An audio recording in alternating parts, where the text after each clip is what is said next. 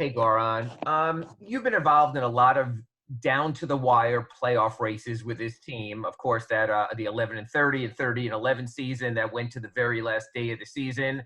What's it like when you get to these final 10 games and realize there are so many moving parts? What's it like inside the locker room for the team with the importance of every single game? I mean, every game is important. This is already a playoffs for us. It's a bunch of team together, close, fighting for these last few spots, and every game counts. So every game is preparation is more detailed. Uh, the team needs to play at a higher level, and that's what they expect us from us. Yeah, I know in typical years you would try to fight for a top four seed in home court, and this year they sort of put a little extra loop in there with the play-in tournament. How much do you look at that and say we've got to avoid that, especially for an older team with guys like you and Andre and Jimmy, where you can give yourself 5 full days off at least if you're not in the play-in tournament? How much more important does that make it? I mean, it is important. We don't want to be in that. We want to be safe and play hopefully at home. That's our goal. So we still got 10 games left, and like I said before, every game counts. And if we can avoid that playing tournament, yeah, that would be a huge deal for us. Thank you. Next, we go to Anthony Chang. Hey, Goran. Kind of go off of Ira's question there. You look at the teams that made deep playoff runs last year, and a few of them really haven't been able to meet expectations yet this season, whether it's because of injuries or other issues. How much do you think that the quick turnaround, the short offseason, well, I know it's not an excuse, but how much do you think that's played a role in just kind of what those teams are going through? Because it was historically short offseason.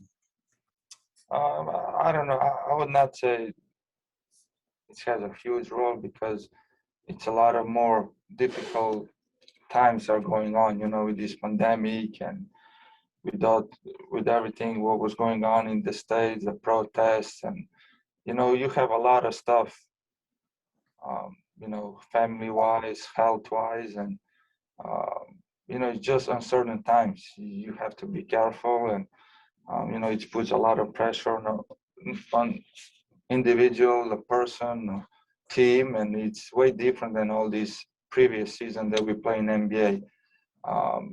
Then testing and everything, it changed your schedule of the whole season of practice and everything. So it's definitely it feels different, and maybe because of that, the teams are not so consistent, and yeah, that's the way it is. So it's more dramatic this year. For you individually, I know you had the offseason where you were rehabbing for most of the year because of the foot injury. You didn't have much time, to really work, do actual basketball work. What's been the biggest challenge for you in just kind of getting back to the level you were at last postseason, at that all-star level? Was it just the different injuries that have kept you in and out kind of throughout the year, or is it something else you would point to? Nothing. Just everything combined, so that's it. Thanks, Goran. Up next, we go to Cooper Moorhead. Hey, Goran. I apologize for bringing it up last year, but last regular season, the team had a negative net rating in the fourth quarter. This regular season, the team has a negative net rating in the fourth quarter. And then sandwiched in between those in the playoffs, you guys are blowing teams out of the water in fourth quarters. When you look at some of these games and what's happening in the final period, is there anything, are you guys finding answers as to what needs to be better, or is there any connecting, tissue between these fourth quarters? Just execution.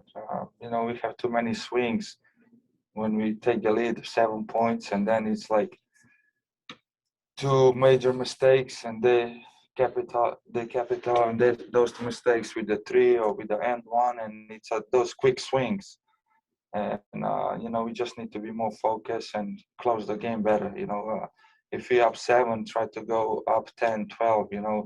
Every possession matters. It can be, one possession can swing the entire whole game. So we just need to be more together, more compact, and do everything more detailed.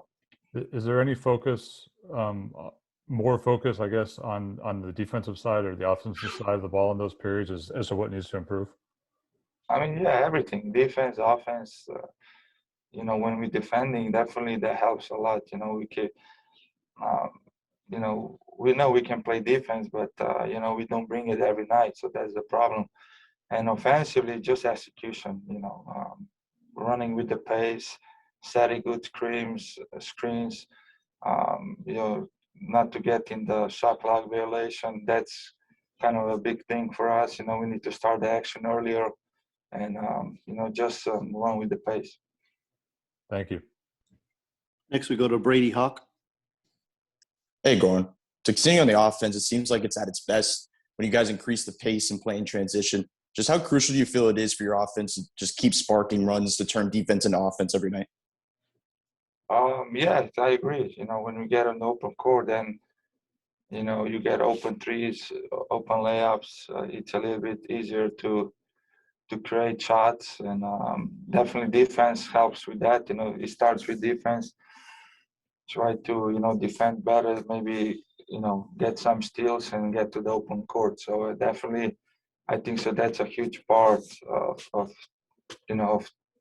today's game is try to score on the open court a little bit more, and then not put so much pressure on offense. When it's a set defense. All right, Goran, that's it. Thank you. Thank you.